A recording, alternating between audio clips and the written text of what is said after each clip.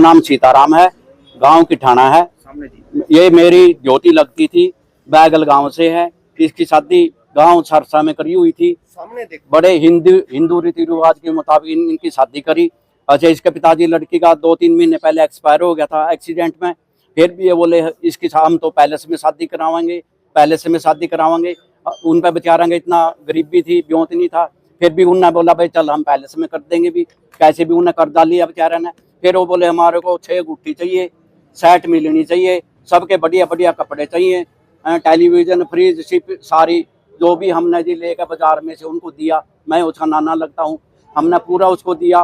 फिर वो उसको आकर तंग करने लगे, हमारा तो बहुत तकड़ा परिवार है, तो भूखे परिवार की कैसे आएगी, ना तू गाड़ी ले आई, क्या तुम्हारे गाड़ी का भी ब्योत नहीं था। वो बोली मेरे पिताजी नहीं है, मेरा भाई मेहनत मजदूरी करे, कहाँ से गाड़ी देगा।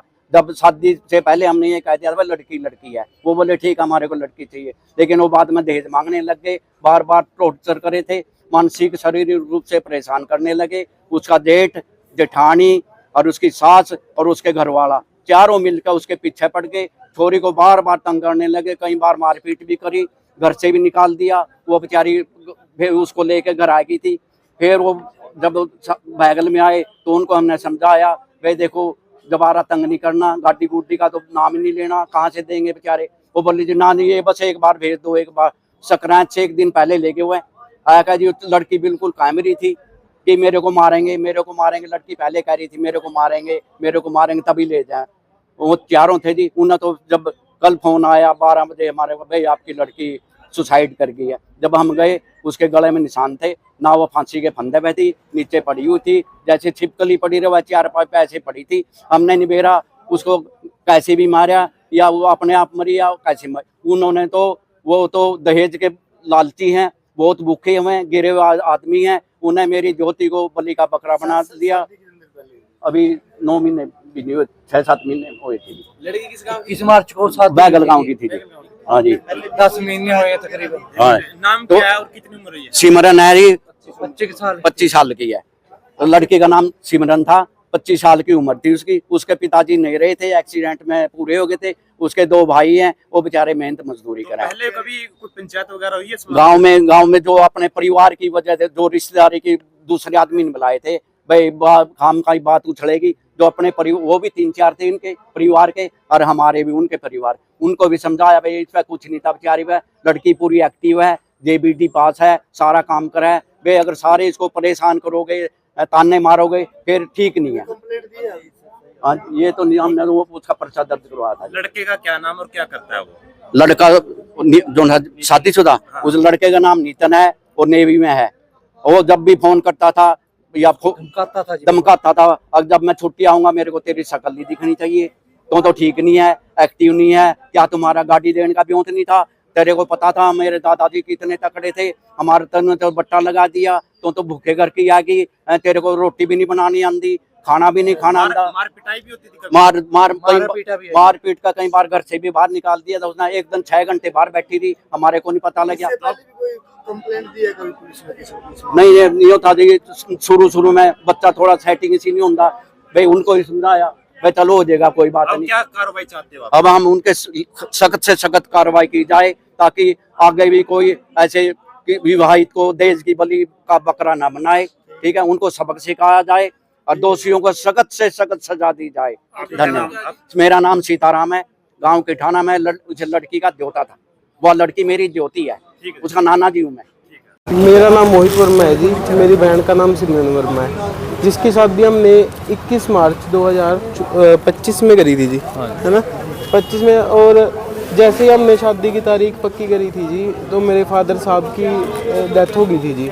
उसके बाद से इन्होंने शुरू से ही लड़की, मतलब मेरे को फ़ोन आया कि बेटे ऐसे ऐसे करके बात है हमारी, तुम्हारे पिता से तो बात हो चुकी है, और हमारे ना जी जैसे सेट मिलनी होएंगी, हमारे मिलने के अंदर कोई भी मतलब खिस्सी नहीं देनी है, कंबल नहीं देना, सपारी सूट की मिलनी करनी है जी। और बेटे हाँ, और जी जैसे कि है कि मैंने कहा भी मेरे पास जी बजट नहीं है, ठीक है, मैं अपना ठीक है, सिस्टम इतना है नहीं है। तो जी बोले भी आपने कोई पैलेस पुलिस वगैरह बुक करवाया है? मैंने कहा जी हमारे गांव के अंदर कम्युनिटी हॉल है, हम वहाँ पे प्रोग्राम करेंगे जी। तो वो बोल रहे हैं कि नहीं भाई, हमारे पढ़े लिखे लोग आएंगे, जो रिश्तेदार है सारे अच्छे वेल ग्रेजुएटेड है, अभी हमारी बेइज्जती हो जाएगी, कोई अच्छा सा होटल या पैलेस देख के बढ़िया तगड़ा प्रोग्राम करना पड़ेगा। यहाँ तक कि ये भी बोला भाई अभी ऐसे करके आपने ये कुछ बनवाना है, ठीक है जी। मैंने अपने परिजनों से बात करी जी, मेरे चाचा जी हैं, मेरे मामा जी हैं, मैंने कहा भी ऐसे करके बात है भी, मेरे ना तो मेरा बजट है और मैं कैसे करूँगा ये सब। तो मेरे मामा और चाचा जी बोले भी बेटे पैसे के लिए तो परेशान नहीं होना, हम तेरे साथ खड़े हैं जी। लेकिन जैसे ही शादी करी जी, जैसा फिर भी मैंने जितना मेरे पे था भी, मैं कर्जा ज़्यादा से ज़्यादा ना चढ़े मेरे पे भी, जितना को भी कम से कम मैं सार लूँ। उसके बावजूद भी जी मैंने बिल्कुल ही मतलब बैंक पे तो लोन ले गया, आड़ती पे तो कर्जा ले गया, मैंने शादी करी जी बहुत बढ़िया लेवल के ऊपर जी।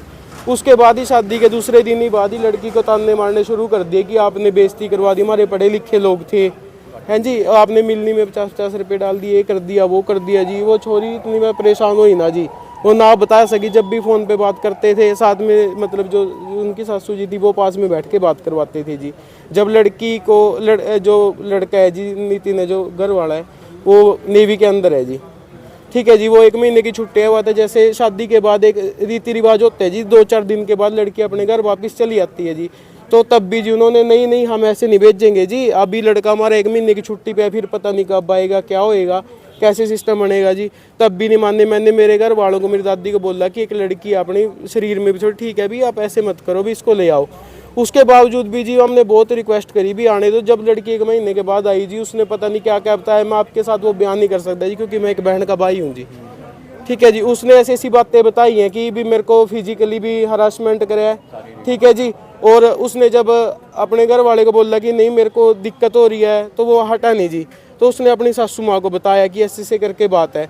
उसके बावजूद भी उसकी सासू बोली बेटे नहीं कहा ये तो ये कर है, मेरे फादर गुजर चुके हैं जी, उसके दिमाग में पहले इतनी टेंशन है, उसको प्यार करने की बजाय जी दुत्कारने लग गए, तेरे को खाना नहीं आता, तेरे को बनाना नहीं आता। वो पैसे वाली बात तो ले ना, उसके बावजूद भी कभी मिलने में 50 रुपये डाल दिए। मैंने बोला था कि तुमने कंबल नहीं देने, खेसी देनी, फिर भी तुमने लोई दे दी।